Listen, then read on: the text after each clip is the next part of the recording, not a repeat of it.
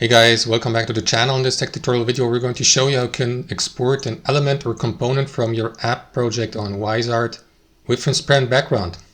So let us dive into this. So guys, you can do this, for example, if you'd like to, I don't know, use the exported element on for another project and without that white background here, right? Or fill color background.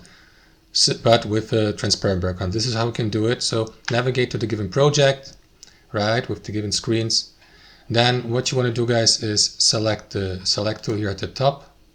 Click into the given element, like this text box here, for instance. Then what you want to do, guys, is select handoff here on the right hand side. So that's the selected component.